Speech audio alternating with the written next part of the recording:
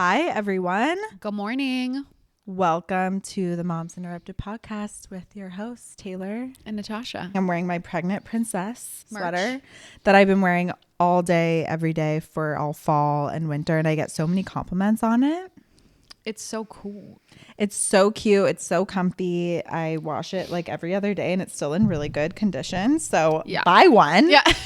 If you're a pregnant princess. If you're a pregnant princess. Also, I'm like, my time's up. I have like a month and a half to wear this and then maybe less. Wait, it needs to, like the next batch we make needs to be reversible. And then it says postpartum princess peasant or princess. Oh. Because like, I don't want to be called a peasant, even though that's what it is. Wait. You know? I know. I need a postpartum princess one. Yeah. Yeah. Or like a hat. Yeah. I also liked wearing it though when I was like less noticeably pregnant because then it's like, hello, treat me. Treat me well. Right. Like in case you can't tell. In case you didn't know, I'm pregnant and I'm a princess. Right. What size do you rep? It must be a large or extra. Yeah. I mean, we only make those two sizes. I think it's large. Large. Okay. Yeah. I like that. Leggings XL. are getting really tight on me. They're not maternity. They're so. not? No. Jeez, little wings. Help. I know. Wow, you're so cute though. It's so cute. It's so funny. Like when you're not pregnant, you're like, God, pregnant women are so cute and so angelic and like you look adorable. And then when you're pregnant, you're like, I'm a cow. A whale, a cow, especially at this stage. A manatee, like anything large, a hippopotamus. I think past 30 weeks, we've talked about this, but the 20 to 30 is kind of like fun, like thriving. Yeah. And like before that, you're throwing up. It's horrible. And then after that, you're like, oh my God. I just like the stage where my belly is bigger than my ass. Because like what happens to me, and I don't know if this happens to you, but like my ass gets big first. And I just like really fill out. And then my belly starts to get big. It's like, all right, the belly can go out now. So I like that stage because this is like, okay, you're pregnant now. You're not just like gearing up for Which war. is probably past 25 weeks. Yeah, that's what I'm saying. Yeah, exactly. Yeah. Because I'm so tall that my babies can just like stand straight up in me before they have to go out. That makes sense. Yeah. That's actually a medical term. Anyways, what's new with you? I tried to transition to one nap. It didn't go well. So we're back on 2 naps.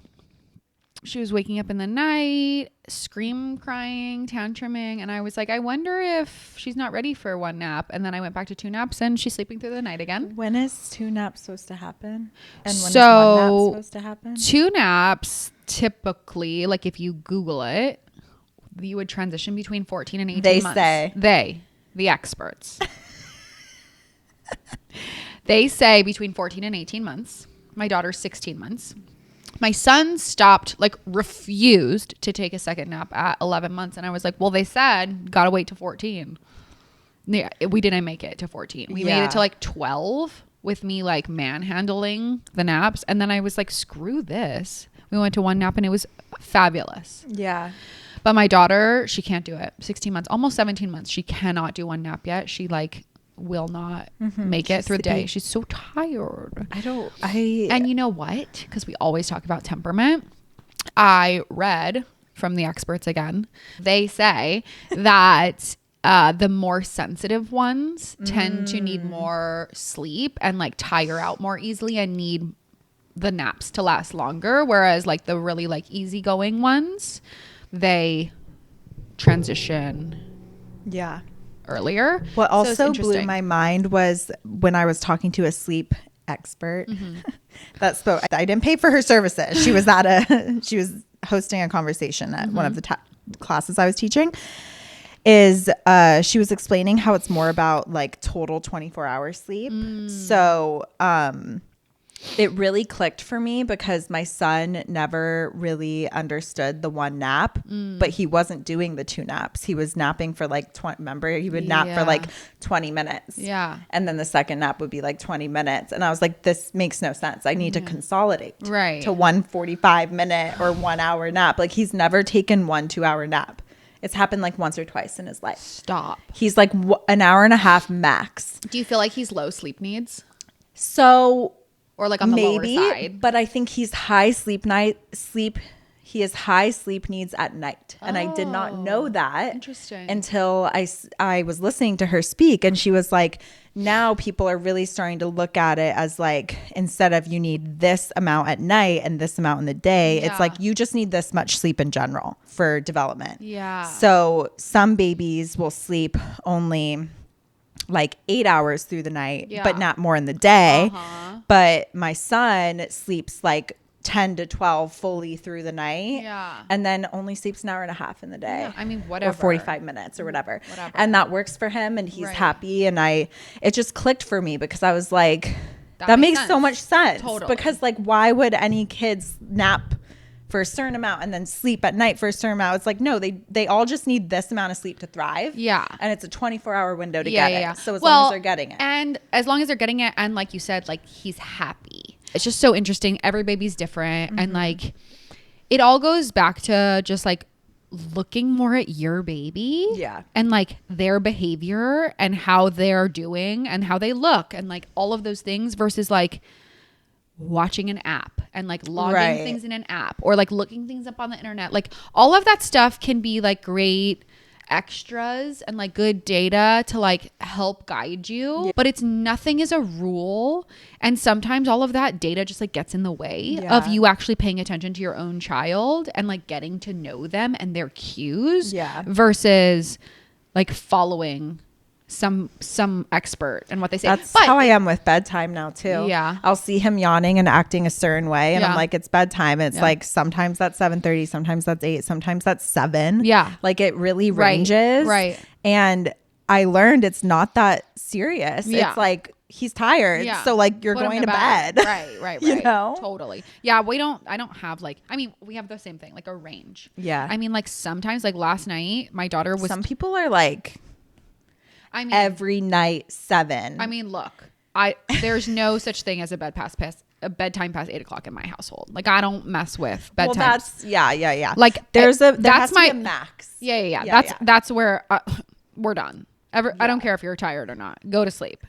8 o'clock. I mean, that's like when I wind down. So exactly. Like I have to go to bed. So like, so do you. Right. But like, yeah, I'm not like, oh, it's 7 o'clock. You have to be in bed right now. I'm not in the military. It's fine if it's 7:30. Also, that would just, hey, if that works for your kid, you've got an angel. Yes. Like, I don't know where your kid comes from. Like my kid would be opening the door, pounding the door, be like, absolutely not. Yeah. I mean, if he's not tired. I will say some kids just sit in their crib. Yeah. Or sit in their bed. As my son. Yeah. Yeah.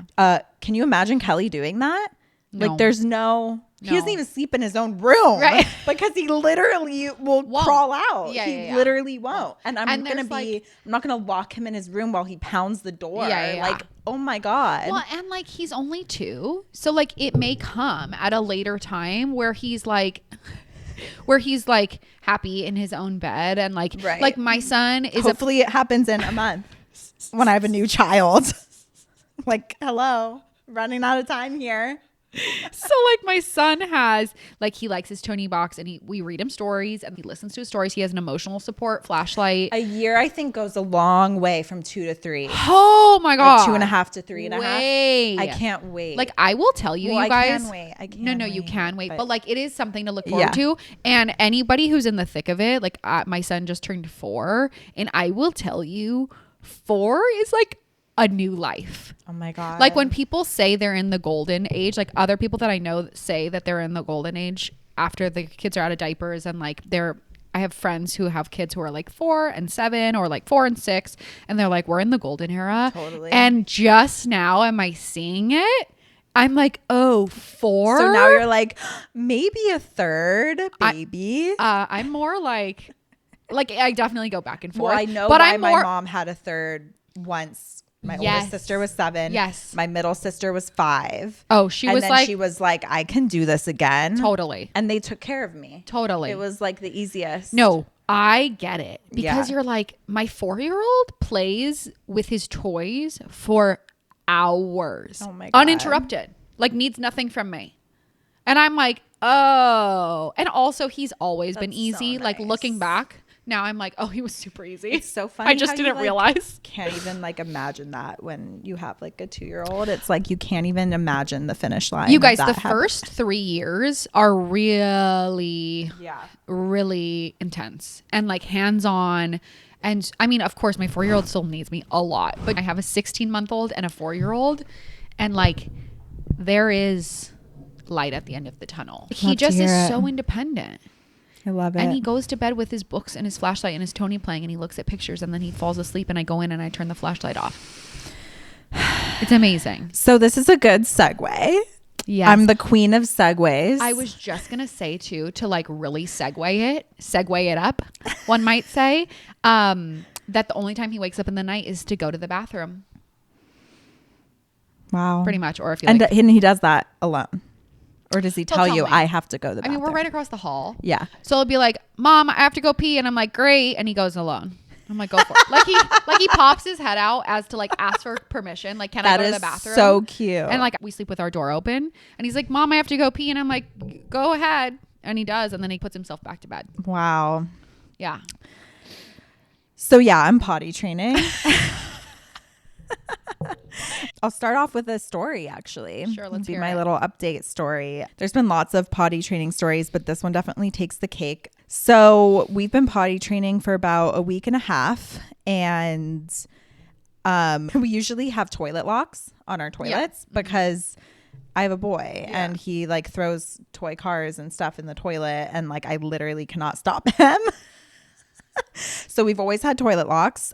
Also just for safety reasons. A lot of people don't know this, but babies can drown in toilets. It actually happens. It sounds crazy, but it happens. They'll be reaching down for something and topple in. So top heavy that they can't get their feet back down. Yes. And I went to infant safety class, and this blew my mind because she was reading off the statistics, and it happens way more than you would think. Yeah. So anyway, I was like, toilet lock, so easy to do. Like it's so cheap. Super easy to install. Yeah. And very foolproof. Like you just doop and then so it's done. easy. Yeah. But now it's like, okay, he needs easy access to the toilet. Yeah. So we take off the toilet locks, put on his like attachment thing that he can climb up and sit on. He's really excited that he has access to the toilets now. He loves rolling off all the toilet paper, throwing it in. I need more toilet. He just goes pee and is like, I need more toilet paper. I need more toilet paper. I hear silence. I know something always is wrong. When my kids are quiet, I'm like, what are you doing over there? I scream. I'm like, where are you? I'm such an alarmist. My husband is like, are your cortisol levels okay? I'm like, no. I'm the family safety expert. No, but also, like I am the keeper of those statistics. Also, like, your son so well, and you have a motherly instinct. Yeah. And when there is silence for 1 second too long, yeah, something's going down. I knew it, but I got there too late and I didn't see what he did, but I knew he did something because he was smiling at me really mischievously. Wow. They're such rascals. No. My son literally just looked at me like this. And I was like, oh no, what happened? Yeah. And I ignored it and was like, okay, I don't know what happened, but something happened. An hour later, I go pee and I'm like, the toilet's not flushing. Oh my God. Like, what is going on? And I, of course, blame my husband. He tries to fix it. We call the plumber. The plumber comes and uses it's called a snake. Yeah. And he puts it through and it gets stuck. And he's like, this doesn't usually happen. Like, I'm going to have to literally take off the toilet. Yeah. So he takes it off. He still can't figure it out. And he's like, I actually have to bring your toilet away from your house and demo it to get my snake out. Like, it is totally stuck by whatever's in there. Oh, like he couldn't get the snake back out. No. So all of a sudden he's like, what kind of new toilet do you want to purchase? Stop. Like we're like, oh, we're getting a new toilet. Like, what is down there? Oh my God. And so it was stuck in the toilet, not in the pipe, at least. Yes. Whatever it was. Yes. So he goes away, he demos it at his workshop and he buys a new toilet. And then he sends my husband a photo of what it was. It was my round bronzer. Clogging. Like the Clogging. perfect size. It must have like been tilted in a certain way. it ended up being, you know, like, no, that's a $200 new toilet. And like, and how much on labor for the plumber. And also I'm like, this is not going to be the last time this happens. Also your bronzer. Yeah. I didn't use it that much, but how'd he find it? Yeah. And how'd it go down there and why the bronzer? Oh my God. So potty training, that is something I never really thought about, is the access to the toilets and what that causes. It was just another normal day. And then it was a day of getting a brand new toilet. It's always something with these kids, I swear. This parenting like woman that I like, because like I'm sort of strict and I like her vibes. She always says, and this has always stuck with me, make your house like safe for your children so you never have to say no, or you don't have to say no all the time, right? I don't want to have statues that in my house so that my kids have to be careful around them or whatever, right? So I took that philosophy and I applied it to my life. But in the case of potty training, it's like now you do all of these things. You make everything child safe. You put the locks on the toilets. But then when you're potty training, you're like, well, now they need fast access because it's like, you have to go right now. I have to go poop now. Right. And it's like, I can't be like unlocking, putting it up. It's like totally sweating thinking about it. Totally. It's so funny. The other day we're going skiing at the end of the month. And I put my son in his like ski bibs to try on and all the gear, and he was obsessed with it, so he didn't want to take it off, and he's got the jacket zipped up and the bibs on, all the stuff, the gloves, goggles, and then he's like, Mom, I have to go pee, and I'm like, all right, go ahead, and I'm like not really paying attention. And he's like up there and he's like, I have to go pee, and I'm like, okay, like what's the problem? And then I like look upstairs and I'm like, oh my God, he can't get all his gear off, he's got like, you know, the lobster gloves on. I think about that all the time, about how annoying potty training would be if you're in a winter climate. Oh, and have to wear all those clothes. No. We're so lucky. Like I've literally just taken him to the beach and he's like, I have to pee. And I'm like, great. Go for it. Go. Yeah. Yeah. Go wherever you want. Literally. The dogs do. Like, what's the difference? I'll never forget, one of Natasha's friends was potty training, and we were all down at the beach, and I was like looking away, and all of a sudden I looked over and she was just like picking up her son's poop with a poop bag like on the rock at the beach. Like a dog poop bag. And it's like stuck in my head because I was like, this is gonna be me. I forgot about that. I looked and I literally just, and like zero like shame, I'm like, it happens. I can see it in my head again. And my son was, I don't know, like 1 or something when that happened, and I was like, oh boy, I'm in for it. You're like seeing your future. Seeing my future. That's the nice thing about having friends that have older kids. Yeah. Is like, you're like, okay, I'm getting a glimpse into the future. Oh my God, I'll never forget. We were at a restaurant and my sister's son is the same exact age as your son. Yeah. And we were at a restaurant and she's very pro like teaching them to be able to pee in nature. Uh-huh. He just didn't quite understand the concept of nature versus like a succulent at a restaurant. Oh. And we're sitting there with the family and we're like, where is he? And we look and he's just pulled down his pants and he's just peeing on this succulent in a pot.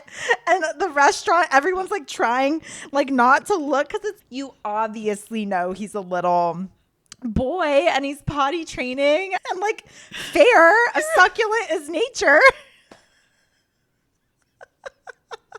It's just like, it's so funny. It's such a funny time. Yeah. It's like, and you can tell when they're like a little kid learning. It's so they're like 2. So I see people at the restaurant and they're just like trying not to laugh or look, but like it's just cute. It's so funny. I have a story like that. When I was potty training my son, we were at the zoo and there's a carousel outside.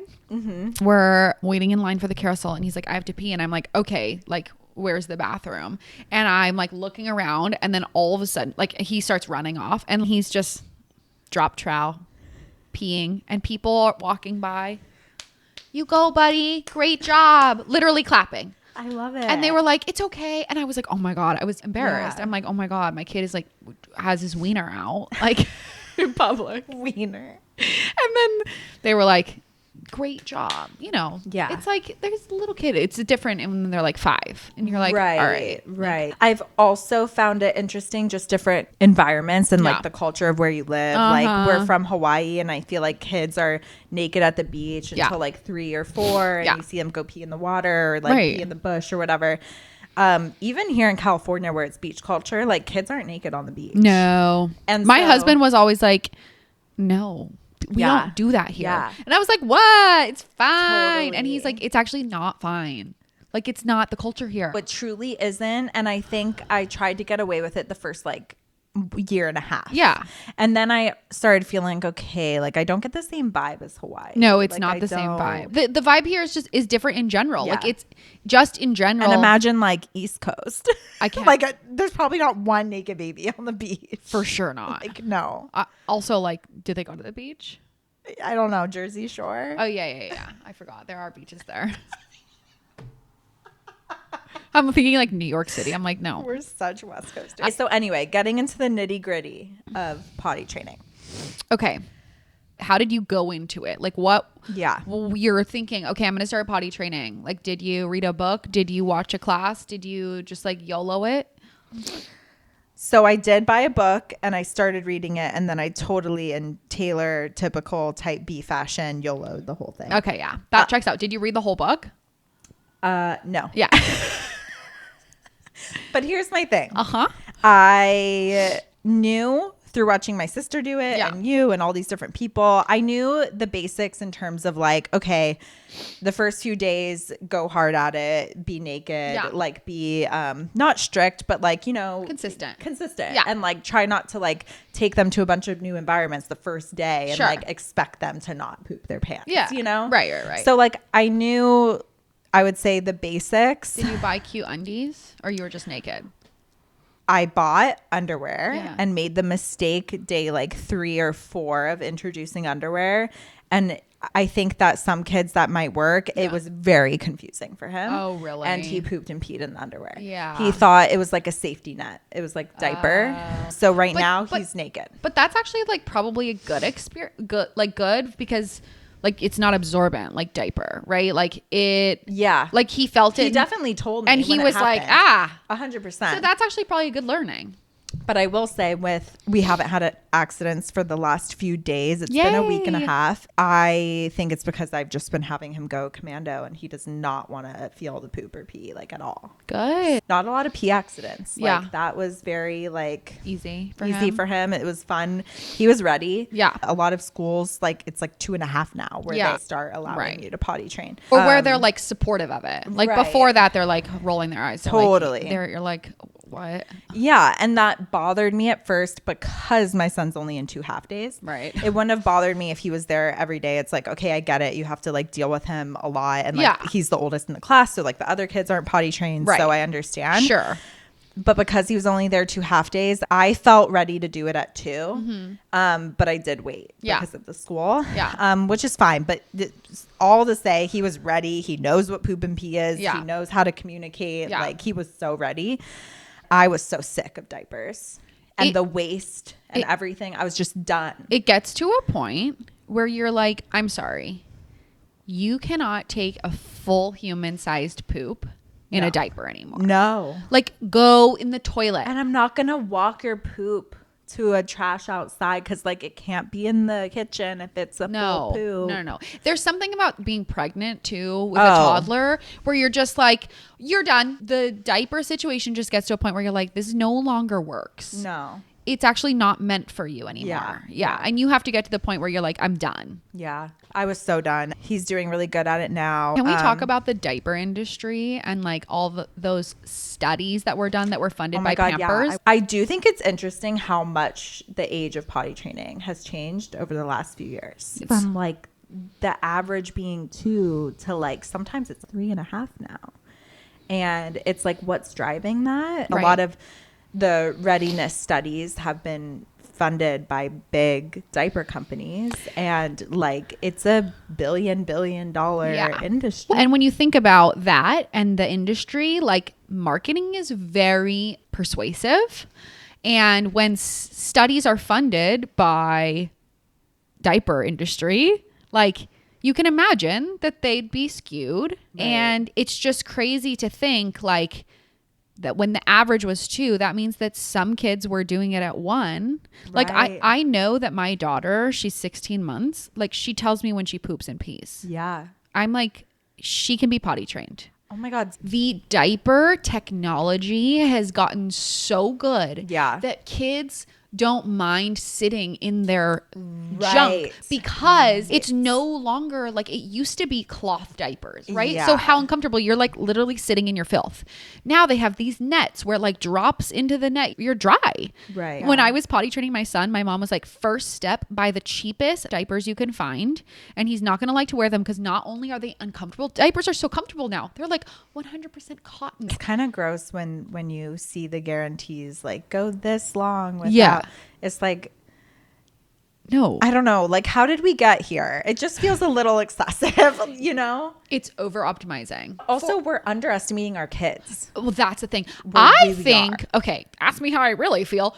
I think that it's doing them a disservice. They are capable. And when they want to, and you're like, I don't want to, like, I get it. It's hard.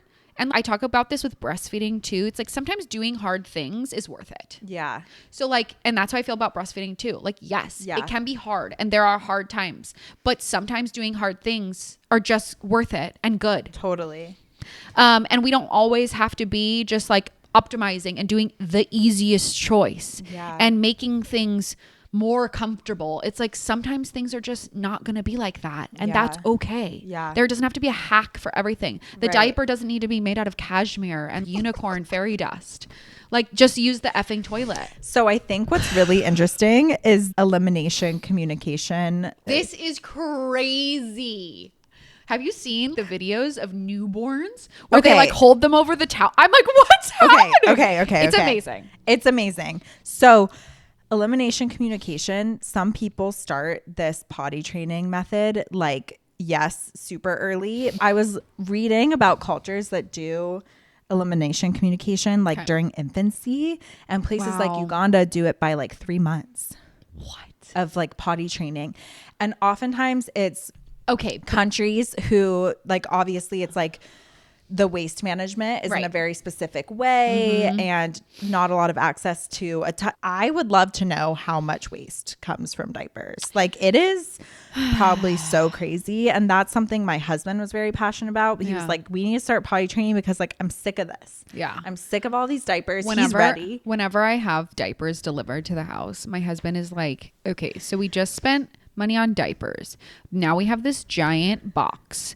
And then we have the boxes inside of diapers. And then we have the boxes for the wipes. He's like, can we not? Like, when are we going to be done with the diaper shipments? Yeah, it's crazy. It's crazy. It's crazy. I just find elimination communication so interesting. I think that makes me ask myself one of those questions is like, are we in America? We always talk about this. It's like, are we making things harder than they have to be to optimize for a materialistic world? And well, of course. And like for money. Convenience and money. Yeah, of course. And like that is just the culture. And I feel like it really preys on low income families because like diapers are like affordable for some of America, but not all of them. But then if America is like trending to potty train by X years and people aren't learning like that they can do it earlier, then, you know, we're really creating this vicious cycle where people can't afford that. And there's like not another option. The readiness thing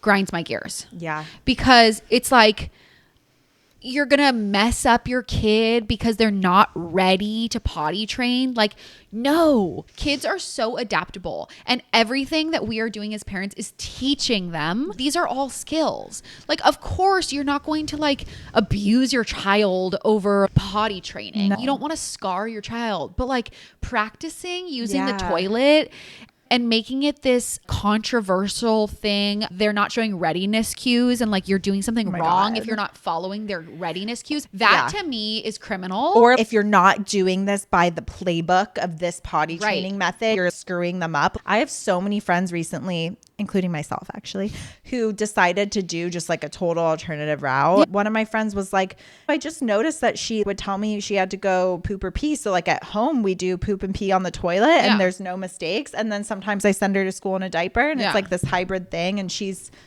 2. Yeah. So she's like, but she's done that over the course of the last 2 months. And now she's pretty much like 95% potty trained. And it's like, why can't we do what works for us? Why do we have to like... Because there's all this outside noise. And we talked about this before. So when I started potty training my son, the reason I thought to even start was that every single day I would take him out of his diaper and turn the bath on and he would pee on the floor. Like I would take the diaper off, he would hear the water running in the bath and he would pee on the floor. I was like, okay, well the toilet's right there. So let's just like take off the diaper on the toilet and then pee in the toilet. And then we both realized, okay, he can pee in the toilet. That was the first step. You're just like watching your kid, seeing what they're doing, and then following their cues. Of course, there's corner cases. Like I have a friend whose daughter is like terrified of the toilet. She's scared. She's been trying to get her to potty train. She's almost 3 now. She's been trying to get her to potty train. She like has done everything you could possibly think of. And I understand why there are like people make videos about like tips, things that worked for them, like to help other people. Like I'm not villainizing that because that is real. There are kids who are like scared or like nervous, or like I've seen people's kids be scared of flushing the toilet because like their poop feels like a part of them, and they're like where is it going? For my son, poop is different than pee. Like it was scary it took him longer to understand. Yeah, right. Like poop scariness is a thing. Yeah, for a lot of kids with potty training, because it just feels like scary to sit there and like push something out of your body. It feels different than peeing. Totally. You can potty train those two things separately. So all I'm saying is that there's something to following cues. Yeah. And the other thing I was going to say is that these courses that are promising that your child would be potty trained in 3 days, PSA, your child is probably not going to potty train it in 3 days unless they're like 4 years old. Right. Even then, they're going to have accidents after you do the initial training. Okay, this makes me think too of how all of these studies and this data and all this stuff is pushing parents to be like, wait until X age because then it's shorter. Right. It's easier. Right. It's like, why as Americans do we always have to take the easiest route? Yes. Like if that's not what's best for our family and for our child, it's like, who cares if it takes a month instead of 3 days? Like, you could be saving a lot of diapers. Your child could be having fun during it. Like, it's not the freaking end of the world if your child poops on the floor.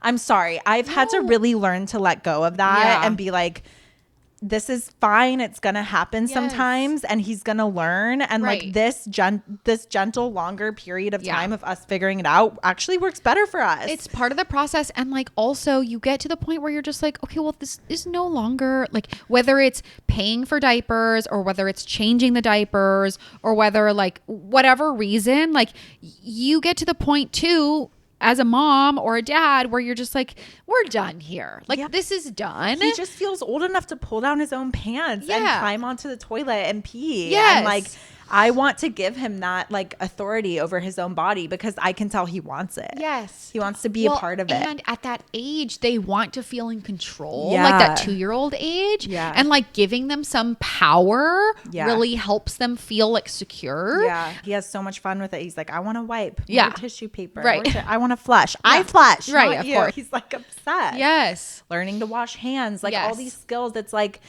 I just think there's so much value in them, even if it takes a while. Of course. So like introducing and earlier. I'm sorry, but it's going to take a while regardless. I know. Even if you wait until 3.5, there are still going to be accidents. So what I'm saying is like these courses, and like I did it. I bought the course.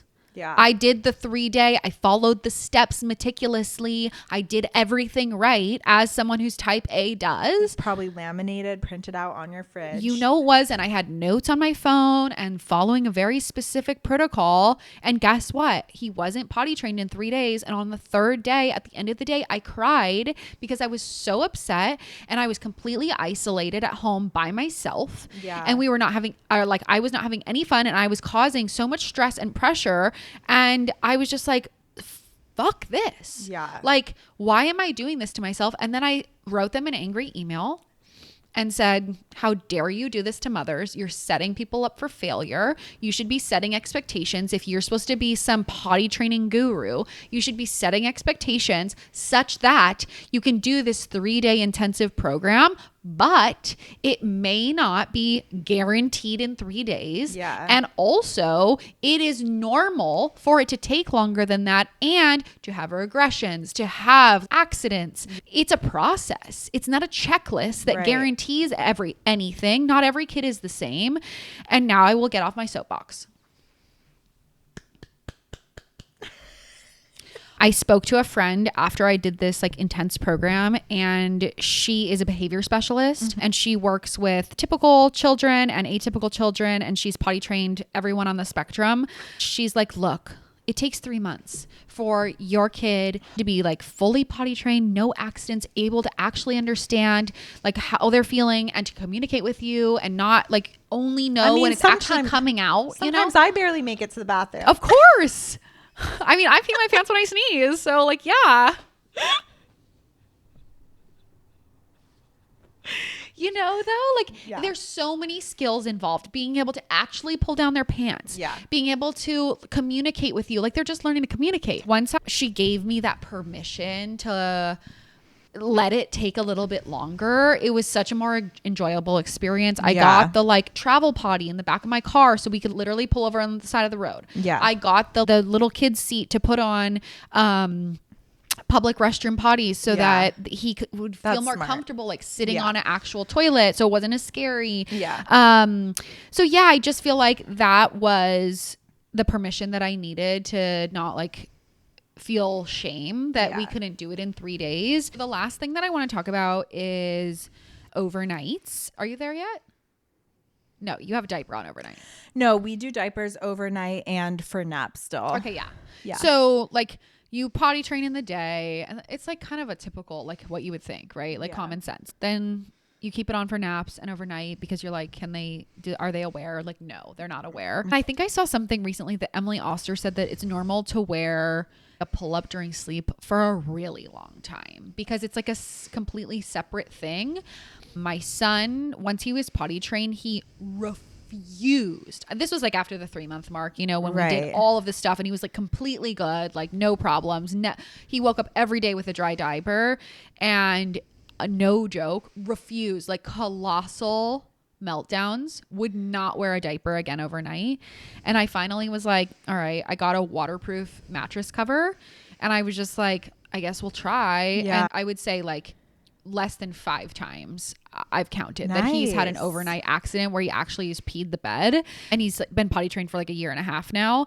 But like refused, would not wear it. I would have him in a pull-up and he'd be like, no, I'm not peeing in Meanwhile, this. Kelly, like my son, when we have to take the diaper off of him after nap or nighttime, I want my diaper back. Oh, he's attached to it? Yeah. And then sometimes like it'll take me a good 30 minutes to convince him to take it off. Mm-hmm. And sometimes it takes too long to the point where he poops in it, and I'm like, God, it's a process. It's only been a week and a half. It's a long process, but I think like consistency is key, right? Like you said, being consistent, and then people use reward charts or sticker charts or bribes. Trying not to get overwhelmed is a big thing for me. Yeah. Like not being mean to him about it. Yes. Like it was easy for me the first few like poop issues to be like, why aren't you getting this? Right. And then I had to catch myself and be like, whoa. Yeah. No, that was because me. you're 2.5. On day 3 of the potty training protocol, I was like, it says that you're going to get it. You're not getting it. Like, why? And like, what am I doing wrong here that you are not getting it? Totally. But it's like, then you take a step back and like take a deep breath and turn on some music and get some perspective. Yeah. And you're like, all right, well, this is not a huge deal. Totally. Like, no one's going to die. Yeah. Let's all just like try to have fun. And it's a turn off for him. Like, it's, right. I've made it fun, and I have all these like funny poop songs and stuff that I sing. And like, and like now it's like, time for potty. And we Right. like run in, and like he hasn't had an accident in days. And Yeah. I'm like, wow, I just need to chill out. Yeah, totally chill out. Do you set a timer? It's so funny. My babysitter Yeah. who comes on Tuesdays Yeah. was like, this is what we're going to do. I was like, thank you for being my type A Yay. mom. Because So did she do the timer thing? yeah, and Yeah. he loved it. She's Yeah. like, oh, time for potty. Yeah. And would like sing, and they'd go. And I was like, wow, I need to be more fun. Yeah. So then I started being more fun. It's easy to be fun when it's not your full time around the clock I job. know. Like I always say that. Like, oh yeah, so true. Like the nanny is so fun because she's here for like 4 hours and then she gets to go do whatever she wants. You know, it's so easy I'm so to like. hard on myself. I see that and I'm like, God, I'm such a bore. Well, you have shit to do and like laundry and I got to feed everybody and like there are things that have to be done. So it's hard to be fun. I'm also not getting paid to put on a Broadway production. Totally. You and know? like sometimes I have the energy to put on a Broadway production and sometimes I don't. Yeah. And like that's okay. Yeah. I think like giving yourself permission to like just be a slob kebab sometimes. Yeah. That's just the kind of day you're having. Like even if it's just a few hours and like then you'll have a reset. Our hot take on potty training is the same as our takes on literally everything when it comes to babies and children. There's just no one set playbook. Unfortunately, I wish life was that easy. Right. But it's not. And I think 10% of babies are considered easy babies. And those babies might do everything by the rule book or the course or whatever protocol. And if that's you, then congratulations. Enjoy it. But the 90% of us left over who do not have easy babies, yeah, I mean, you just got to take all that information with a grain of salt and tune out the noise and try like not to stress yourself out. Yeah, and stop being hard on yourself. Yeah. Stop taking it so seriously. Right. It's like they're not going to go to college wearing a diaper. Totally. It might be a longer process than you thought, but maybe you just need to like adjust what you thought. Yeah. Right? Yeah. And I feel like people kind of get embarrassed about potty training. Well, like get going out and about. Sometimes and like, they should be. Right. We like went on an outing with some friends and I felt like I had to like explain to them like, okay, so this is what might happen if he's doing this or that. It's like, oh my God, he's a 2.5-year-old. If he has to pee in front of them, that's okay. Right. You know, like I don't have to be so uptight about it. And like worried about what other people think. Yes. But it's very hard, especially with the first kid, because there is so much noise to be like, like let me tell you exactly what's going on and explain away all of like my feelings when really probably nobody cares as much as we do, especially people who don't have kids. They're like, I don't know what you're doing. And if people are judgmental, bye. Like we all poop and pee. Well, and also like mind your own business. And on that note, that's potty training. Yeah. Ask us any questions. I'll keep you guys posted, but things are going well around here. All right. I might start soon. That's exciting. I mean, we'll see. Yeah. To be continued, like the weaning journey. 7 months later. Thank you for listening, Thanks for listening, guys. Bye. Bye.